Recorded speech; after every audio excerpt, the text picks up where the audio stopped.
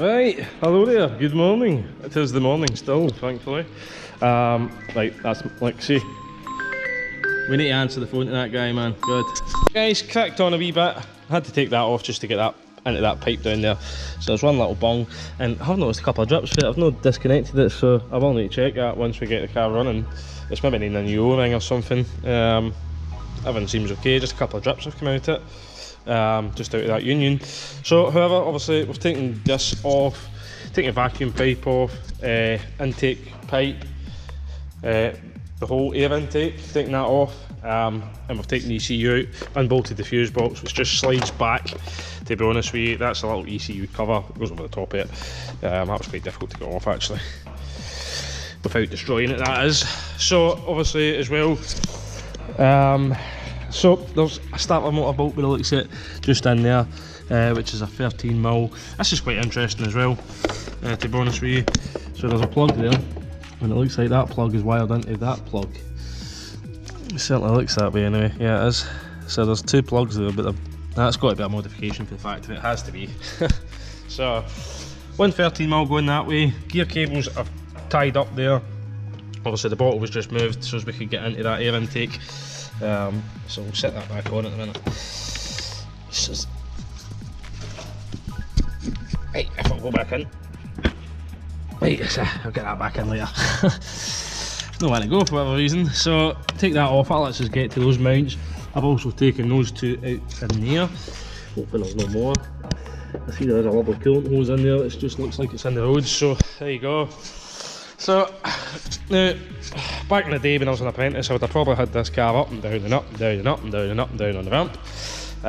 But now that I'm much more experienced, we won't say how much, what we try and do, everything on the top first, put the ramp up halfway, wheels, drive shafts, anything at kind of mid-height, put the ramp up, walk the ramp, take the gearbox out and do it in the reverse order, because the ramp up and down, up and down, up and down, up and down is costing you time, to be honest with you. So you know, you do it as quick as you can, but take your time and don't wreck anything, you know, don't destroy anything. So just take your time with these kind of things, you should be okay.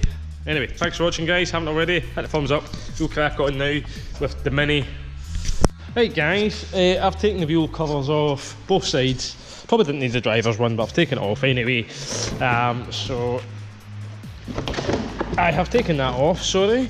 And I'm not sure, you could maybe get this gearbox out with taking this front section off, but when you look at the actual repair manual, it tells you to support the subframe using a special tool, which obviously BMW have, which I don't. So I'd imagine if they're going to support the subframe, then they're just lowering it down, putting it onto some sort of cradle, giving themselves enough room to get the gearbox out. I'm going to just take it off. I did have to put the ramp down one more time just to get that bolt for the subframe, sorry, for the steering rack, which is in the middle of the rack. So I like to put it down and get it for the top. Loads of big extensions. And then once I slackened, I put the gun on it, and then got it out that way. It was just, there's no way you're getting in there. Even these end ones with the big snap-on ratchet, which does have a flexi head on it, so you can move it. Even with that, it was really difficult. So I think what we're going to do now, take the front section off, right? Take that front section off. I've already taken off all of these. We need to take off that nut there. That's designed as well, if you have a look at these, and there's a line down them, line down there, designed to break okay in an accident, so it's designed so it breaks easy. I don't know why they went back to that setup. I'm assuming it's a stronger setup or something. Maybe in the crash data they realised that the way they had it originally was better than how they changed it to. I've no idea why. It then does mean if it does need suspension arm bushes replaced, you need to drop the whole subframe to get those bolts, because there's nowhere for the bolt to go. Yeah, so there's nowhere for the bolt to go if you ever had to do those suspension arms. I would imagine it'd be the same on the other side if we get the torch. Yeah, so that one could go straight up. Obviously that one, there's no room for it, so unless you bore a hole in the body, don't advise that. So we've taken the oil bar links off as well. You need to put an Allen key in there to hold that. That water pump really looks pretty new, doesn't it? Interesting. So we had some work done on it, the wee car. So yeah, so I think we'll take this front section off, and hopefully it'll make getting the whole subframe off a little bit easier. I've got that wire off there. I don't think there's any other ones. On the other side there's a little suspension level sensor. Now that'll be for your headlamps. I don't think it's got active suspension on it, so it'll be for your headlamps. So there is a big switch there. That's maybe just a gear position switch. I've taken the reverse switch off. The gear cables are off up the top. The only thing I will need to do is put the ramp back down is slacking off the mount for it, and then once we've got that slackened, we'll put it up and support the engine basically. So I do have a big cradle which my friend actually given me. So my friend Big Fergie says, here, I bought that for the one job. I'm a truck mechanic, so it's no good to me. However, his BMW has a, well, wasn't his fault actually. The guy came out and changed the glow plug, so he's actually good to go. I turned it over by hand, which he did. Turned over by hand, it turned over fine. So, as you do, turned the key, lo and behold, half a glow plug was still in the cylinder, so bent some valves, chewed up piston, etc. So, bad luck for Big Ferg, but he's onto it now, so I think new piston's in, head's back on. I think you just need to torque it all down. So, but so he's got that big bar, so we might not have been able to hang it anywhere actually with the big bar, so it might not have been actually any good to us anyway. So we'll crack on. Obviously I've got the drive shafts to remove. I'll need to remove the big mount off the back. I've still got this stabiliser, gearbox stabiliser bush to move.